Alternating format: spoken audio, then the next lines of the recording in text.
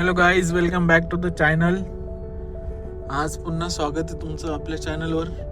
आपण चाललो आहे सध्या घरी आणि आपण आलो डिझेल भरण्यासाठी पेट्रोल पंपवर.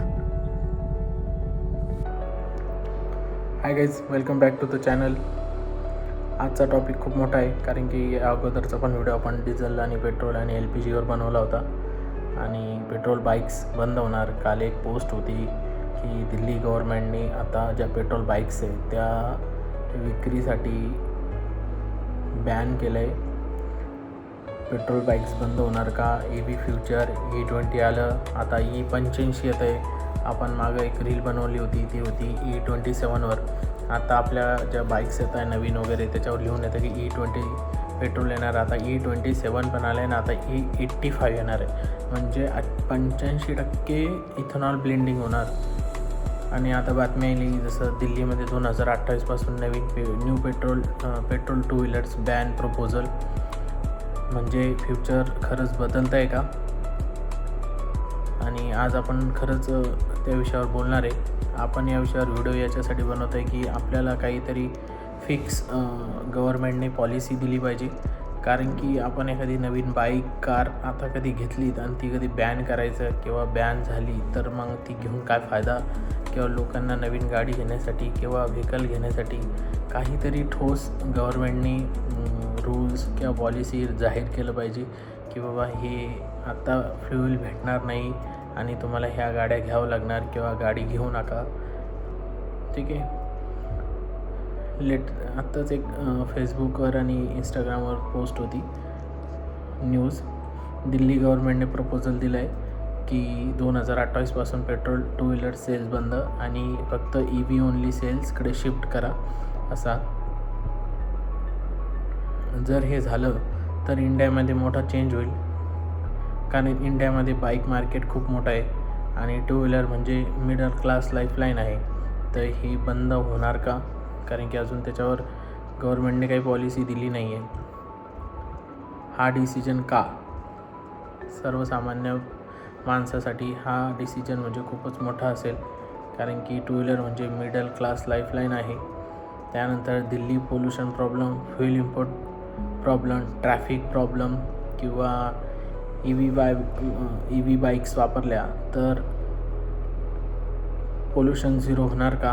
रनिंग कॉस्ट कमी होणार का? नॉईज कमी होणार का? ऑइल डिपेंडन्सी कमी होणार का? पण थांबा इथे अजून, कारण की पॉलिसी अनाऊन्स करणं इझी आहे पण ग्राउंड लेवलवर रिॲलिटी टफ आहे. कारण की अजून आपल्याकडं EV गाड्यांसाठी एवढं इन्फ्रास्ट्रक्चर नाही आहे. कारण की गाडी चार्जिंग करण्यासाठी आपल्याला चार्जिंग स्टेशन्स लागेल, त्यानंतर त्यासारखं इन्फ्रास्ट्रक्चर लागेल, त्यासाठी रोड पण लागेल. कारण की EV बाईक्समध्ये एवढी ताकद किंवा टॉर्क होत नाही. ते टॉर्क एवढं बनवू शकत नाही. तर त्या आपल्या ज्या रोड आहे, इन्फ्रास्ट्रक्चर आहे, त्याला सुटेबल आहे का? चार्जिंग स्टेशन पुरेसे आहेत का? बॅटरी रिप्लेसमेंट कॉस्ट किती आहे? कारण की बॅटरी रिप्लेस कॉस्ट म्हणजे पूर्ण गाडीची किंमतच आहे. मी आतापर्यंत जेवढं बघितलं, कॉमन पीपल अफोर्ड करू शकतात का? आता आपण घरी राहतो किंवा अपार्टमेंटमध्ये चार्जिंग कसं करणार, कसं लावणार, त्याची कॉस्ट किती जाणार? आणि जिथं अजून इंडियामध्ये काही ठिकाणी वीजच पोचलेली नाही, इलेक्ट्रिसिटीच पोचलेली नाही आहे. रुरल एरिया जो आहे आपला ग्रामीण भाग, तिथे कसं होणार? म्हणजे अजून खूप सारे प्रश्न आपल्या इंडियामध्ये आहे. ज्या रुरलमध्ये फर्स्ट म्हणजे काय म्हणतात त्याला, सिंगल फेज लाईन आहे आणि अजून तिथे 3 फेज लाईन कधी पोचल? मग ती गाडी चार्जिंग कधी होईल? त्यानंतर गव्हर्नमेंटने एका बाजूला EV पुश करत आहे आणि दुसऱ्या बाजूला इथेनॉल फ्युएल पुश करत आहे.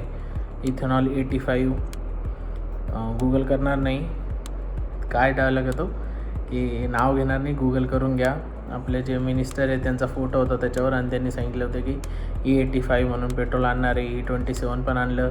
E20 ethanol plus petrol, E85 ethanol आणि 15% पेट्रोल. पहिले काय होतं की 85 पेट्रोल आणि 15% इथेनॉल आहे. यामुळे पेट्रोलवरची डिपेंडन्सी कमी होऊ शकते का? आणि E85साठी फ्लेक्स फ्यूल लागतात व्हेकल्स, म्हणजे आपल्या गाडीमध्ये किंवा व्हेकल्समध्ये फ्लेक्स पाहिजे. आता फ्लेक्स काय असतं? फ्लेक्स म्हणजे की ज्यामध्ये इथेनॉलवर चालणारी सिस्टम आहे. म्हणजे फ्यूल बदललं तर व्हेकल्स पण बदलावे लागेल. म्हणजे इंडियामध्ये आता एवढं सेकंड हँड कारचं मार्केट आहे, तर त्याचं काय होणार? तर या सगळ्या गोष्टी आहे. या गव्हर्मेंटने त्याच्यावर काही बोललंच नाही अजून आणि काही आपल्याला पॉलिसी पण दिल्या नाही. आणि डिझेल गाड्या तर मार्केटमध्ये येत आहे, कंपन्या बनवतात आहे, विक्री होतात आहे. तर कॉमन पीपलवर काय इम्पॅक्ट होणार आहे या सगळ्या गोष्टीचा? सामान्य माणसावर काय परिणाम होणार? तर न्यू पेट्रोल बाईक बंद झाली तर लोक EVकडे जातील आणि त्यानंतर मग चार्जिंग हॅबिट लागेल, बॅटरी केअर लागेल आणि ट्रिप प्लॅनिंग लागेल. कारण की आपण EV व्हेकल्सवर आपण जास्त लांबच्या ट्रिप प्लॅनिंग नाही करू शकत, कारण की आपल्याकडे एवढं इन्फ्रास्ट्रक्चर नाही आहे. आपल्या घरी चार्जिंग स्टेशन आहे, आपण चार्जिंग करू, पण आपण एखाद्या ठिकाणी नवीन ठिकाणी गेलो आणि आपल्याला तिथे कधी चार्जिंग स्टेशन नाही भेटलं तर मग गाडी चार्ज कशी करायची? आपण एखाद्या मित्रपरिवाराकडे किंवा परिवाराकडे दुसऱ्या गावात सोडून गेलो तर आपण तिथे गाडी चार्जिंग कशी करायची? त्यानंतर मंथली फ्यूल खर्च कमी होऊ शकतो का? लॉंग टर्म सेविंग होऊ शकते का? तर मी आत्ता मागं एक रिपोर्ट बघितला होता, पेट्रोल गाडी आणि EV गाडीचा वर्षभराचा खर्च सेम ॲज इट इज जातो आहे, पण फक्त एवढं आहे की फ्युएल चेंज होतं आहे. त्याच्यामध्ये आपण सोलार एनर्जी किंवा वाइंड एनर्जी, ज्या पवनचक्क्या आहेत त्या यूज करून गाडी चार्ज करू शकतो आणि इकडे पेट्रोल वापरून सेम कॉस्टिंगच जाते आहे. नंतर आहे बिगेस्ट प्रॉब्लेम ऑफ इम्प्लिमेंटेशन. इंडियाकडे पॉलिसी कमी नाही आहे, पण अनाऊन्समेंट आहे, टार्गेट आहे, विजन आहे, पण प्रॉब्लेम कुठे आहे? इम्प्लिमेंटेशन म्हणजे अंमलबजावणी करणे खूप अवघड आहे, कारण की त्याच्यासाठी खूप इन्फ्रास्ट्रक्चर आपल्याला लागेल. आता सध्या चार्जिंग नेटवर्क खूप स्लो आहे. आता काही EV गाड्या ज्यांनी घेतलेल्या आहेत त्यांना माहिती आहे की त्या कंपनीने एक ॲप बनवलेलं आहे, त्याच्यामध्ये दाखवते की चार्जिंग स्टेशन कुठे आहे, काय आहे. आपण त्या चार्जिंग स्टेशनपर्यंत पोहोचतो आहे, पण ते चार्जिंग स्टेशन बंद आहे.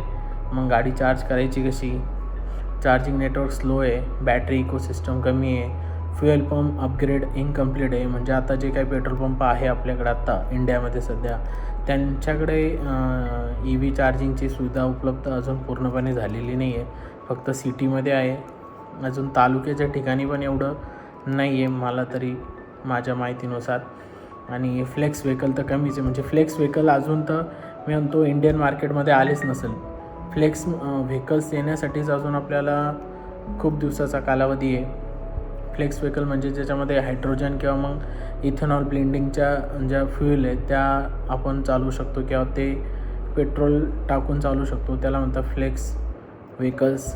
पेपरवर फास्ट आहे पण ग्राउंडवर स्लो आहे. इंडियासाठी वन सोल्युशन नाही आहे, कारण की आपण भारत जे एनर्जी आहे, जे डिझेल पेट्रोल आहे त्याच्यासाठी आपण इंडिपेंडंट नाही, अजून डिपेंडंट आहे. कारण की क्रूड ऑइल आपण आतापर्यंत 85% इम्पोर्ट करतो. एक करू शकतो आपण सिटीसाठी EV स्कूटर्स, छोट्या डिस्टन्ससाठी EV स्कूटर वापरू शकतो. कार्स हायब्रिड करू शकतो. आता काही टेक्नॉलॉजी तयार केलेली आहे टोयोटामध्ये वगैरे, की हायब्रिड कार आलेल्या आहे. फ्युएल कारसाठी इथेनॉल ब्लेंडिंग, पण मग डिझेलचं काय? डिझेलचं बायोडिझेलसाठी कोणी काही बोलतच नाही.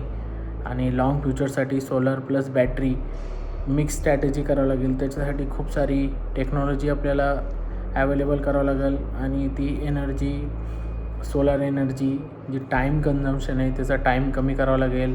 आत्ता एक पोस्ट बघितली होती मी, त्याच्यामध्ये BYDने जसं आपण पेट्रोल भरतो ना तसं बॅटरी चार्ज 7 ते 8 मिनटामध्ये पूर्ण बॅटरी चार्ज करून 400 किलोमीटरची रेंज त्या गाडीला येते. म्हणजे ती आपल्याला स्ट्रॅटेजी किंवा ती टेक्नॉलॉजी आपल्याला इंडियात इम्पोर्ट करावं लागेल. कारण की आपण EV गाडी चार्ज करतो आहे. मी ज्या काही EV गाड्या ज्यांच्याकडे आहे त्यांना विचारलं तर त्यांचं असं म्हणणं आहे की रात्री गाडी घरी आलो की आपण जसं फोन चार्जिंग करतो तसं रात्री फोन चार्जिंग केल्यावर 8 तासानंतर गाडी फुल चार्ज होते, ते पण 90% म्हणजे 8 ते 10 घंट्याचा चार्जिंग टाईम आहे. हा चार्जिंग टाईम पण आपल्याला कमी करावा लागेल. त्यानंतर पेट्रोल बाईक बॅन म्हणजे एंड नाही, तो ट्रान्झिशनचा स्टार्ट आहे. एक वेगळ्या युगाकडे आपलं वाटचाल आहे. फ्युल बदलणार, व्हेकल बदलणार, लाईफस्टाईल बदलणार, नंतर क्रूड ऑइल बाहेरून येतं, पण फ्युचर आपल्या हातात आहे, आपला डिसिजन आहे. आणि तुम्हाला काही EV व्हेकल्सबद्दल अजून माहिती असेल किंवा कोणाकडे EV व्हेकल्स असेल, त्यांना काही माहिती असेल तर त्या कमेंट सेक्शनमध्ये तुम्ही मला सांगू शकतात. व्हिडिओ आवडला असेल तर लाईक करा, शेअर करा, सबस्क्राईब करा, कमेंट करा आणि तुमची नेक्स्ट बाईक, कार EV आहे का, पेट्रोल आहे का डिझेल आहे तेवढं सांगा. आणि थांबतो. थँक्यू.